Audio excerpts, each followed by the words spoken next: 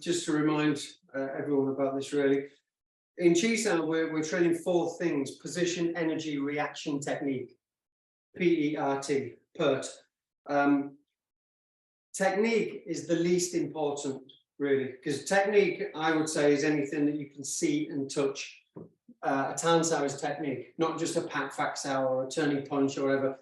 So if you can see it, you can touch it, you can grab it, it's technique. So that's the first thing that we learn. As we get better and the more we train, our reactions become more improved. We get faster. The more we do, the faster we get. So as we improve our technique, that then begins to improve our reaction. Then we start to move to the energy, getting more and more important on each one of these. When it comes to energy, of course, it's not how much we've got, it's how well we use what we've got. And that's the thing. Just because you can doesn't mean to say that you should. So don't put all your eggs in that one basket. So conservation of energy, minimum movement. That's the principle of Wing Chun. Position is the hardest thing to achieve, and that's what we're always striving for. Position doesn't refer to hand position, it's body position. It's body position in relation to your opponent. Like Amy's question a while ago of the against the longer reach against the person with more distance. It's my responsibility. Remember, like I said about the snooker match, if I lost a snooker match, it wasn't because he was good, it was because I was bad. So I expect and accept responsibility for me having to get my body position in range to be able to do what I want to do. So in order of importance: position, energy, reaction, technique. This is all played and executed when we're playing Gor Sau. Gor Sau means attacking hands, and that's kind of what people usually mean when they say, do you want to play Chi Sau? So if we play Chi Sau, usually they're referring to Gor Sau. And in order for us to get to a level where we can play like that, we have a couple of, well, 3 kind of stages before. Dan Chi Sau. Dan Chi Sau gives us the understanding of the shape of Tan, the shape of the ball, and the shape of the Fuk Sau. It teaches us to attack and defend, to train against a reaction, but most importantly, it's teaching you to know when to stop, to make sure you don't overcommit. So if I go for that palm and my partner presses down, then I don't just continue forwards. So this is how we're going to get these kind of dimensions. This Dan Chi Sau is teaching us forwards and backwards, really. So we train the forwards and backwards, forwards and backwards, forwards and backwards, and knowing when to stop. And so I'm going to try and draw you in with the Bong Sau. I'm going to try and feel forwards with the palm, but we know when to stop. Pak Sau techniques, incidentally, would also give us the understanding of knowing our side to side. So the forwards and backwards is Dan Chi. The Pak, whoa, I go for the Pak, and you jab it, you jab it. Oh, I need to move that arm because it's strong. So I'm going to put more power in, and then he moves his arm. Whoa, and we go flying past. A soft Pak is here. A hard Pak, he's still there. Doesn't matter. If it's faster or slower or stronger, more power, less power, a Pak is a Pak, it is a Pak. And we need to know where to stop. The center line. How do we define the center line? By training our Sulum Tao and having the clarity of what this definition is. So we understand the principle of going down that center line path, Sulum Tao. That's Dan Chi.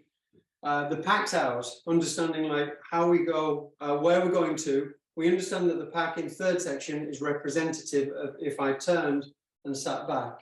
It has the illusion of being in line with my opposite shoulder. In truth, if I leave the hand there and square up, it didn't move.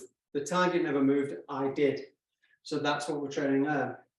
So that goes our side to side. Then we look at laps exercise, teaching us that if we're lapped, what do we do? It doesn't teach us to lap, it teaches us what to do if we are lapped. Because of course, when we lap, we turn with the lap. And what are we doing in lap Sau? We're lapping as we square up. We turn with the defense, not with the attack. But what we're learning in the laps exercise is our upward and downward motion.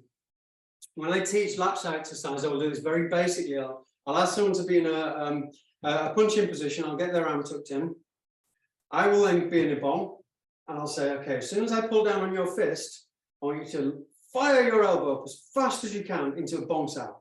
And I'll just have them sitting here nice and relaxed. And then as soon as I go for the pull, lift the elbow, and they lift up. So you're in a Bong Sau. A bit higher, Amy. So you're in Bong Sau. That's the one.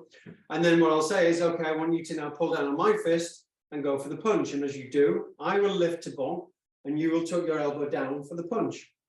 So again, I will pull down and you will lift the elbow to a bong sound, nice and high, highest elbow position.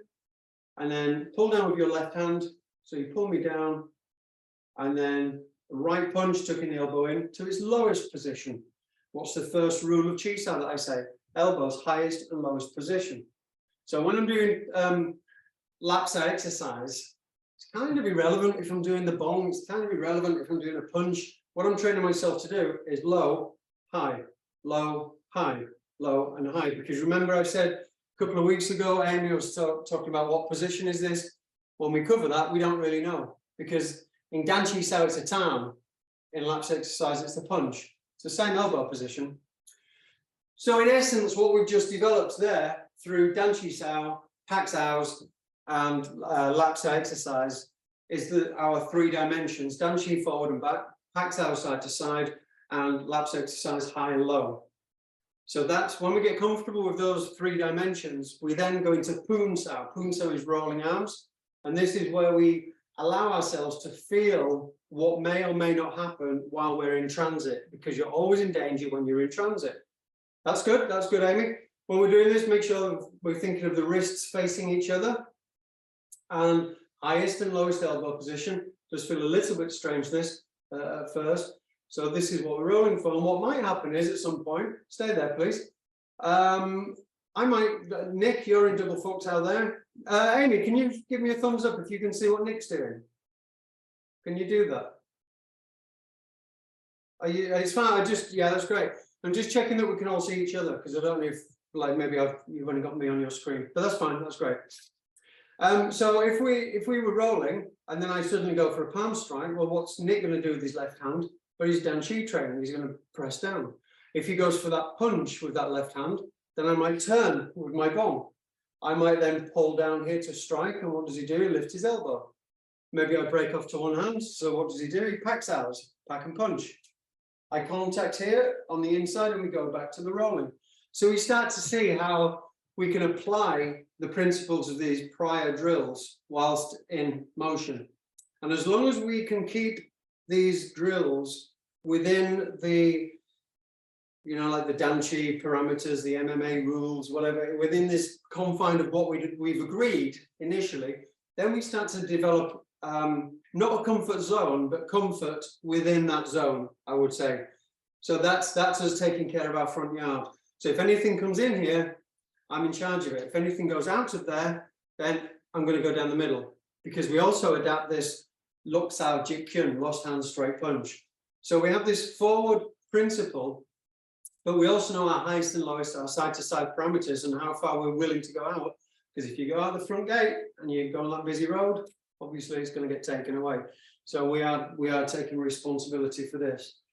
So that's kind of like the way I would look very simply at building Chi Sau and what Chi Sau is and why those initial stages are important.